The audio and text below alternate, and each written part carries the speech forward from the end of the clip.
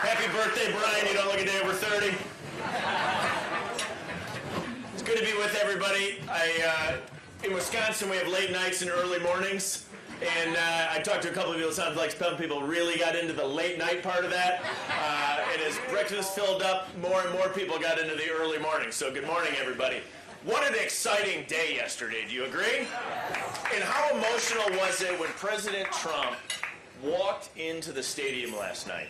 I know people were seated all around, and some people were down on the floor. Some people were up in the rafters with me.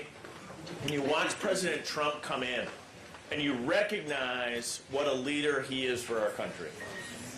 It's a moment of sobriety, I think, with what occurred over the weekend, with the rhetoric that we've seen in our country, and an opportunity in Milwaukee to focus in on the policies that we need to put in place to move our country forward.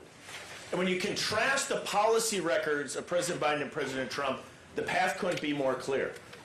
You get to see almost two incumbents' records up against each other.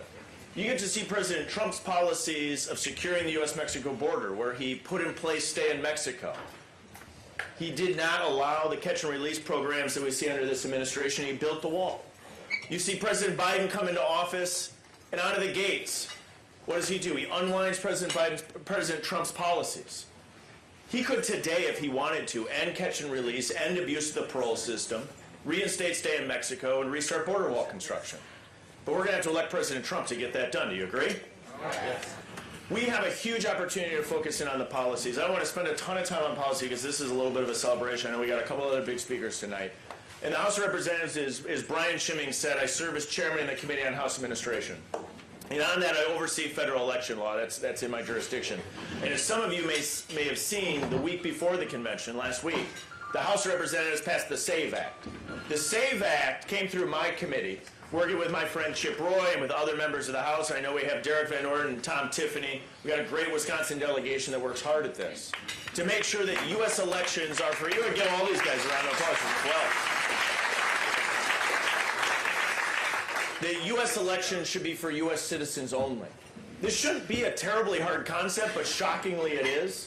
Just to give you a concept of what we're up against, in Washington, D.C., in our nation's capital, an individual who's a non-citizen, who simply resides in our nation's capital for 30 days, can vote in our November elections for municipal positions. So to give you a concept of what this means, an individual who works at the Russian embassy could have a Russian passport in their pocket, reside in our nation's capital for 30 days, leave the embassy. D.C. doesn't have photo ID because they didn't have a Governor Scott Walker that could put in photo ID requirements in the state of Wisconsin. Walk down to the polling station and vote for municipal positions like city council. What Democrats want to do is they want to use Washington, D.C. as a petri dish to roll this out across the country. And what we're working on at the federal level is not only to prevent that from occurring, but to say you need to show that you are a U.S. citizen to be able to participate in U.S. elections, that U.S. elections should be for U.S. citizens only. There's a lot of work to get done, but to get it done, we have to elect President Trump President of the United States. Do you agree? That's what this November is going to be about. Bryan Steil referenced the attacks that we're going to see in Wisconsin. They come after me. They're going to come after a whole host of people in the state because everyone knows Wisconsin's the tip of the spear. My grandma turned 100 in April. And yeah, it's pretty exciting. Always good to give a round of applause to Mavis Steil.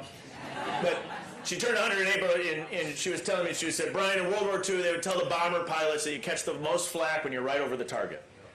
And so a lot of conservatives who are stepping up to try to move this country forward, in particular President Trump, are catching a lot of flak.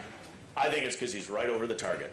And so with all the work that everyone in here does, and I want to say thanks, I know there's so many people that work tirelessly to help get conservatives elected so we can move our country and move our nation forward. So more than anything, I want to say thank you. I hope you all have an absolutely wonderful week. Look forward to celebrating with you and look forward to joining you in electing President Donald Trump president once again this November. Thank you all. God bless.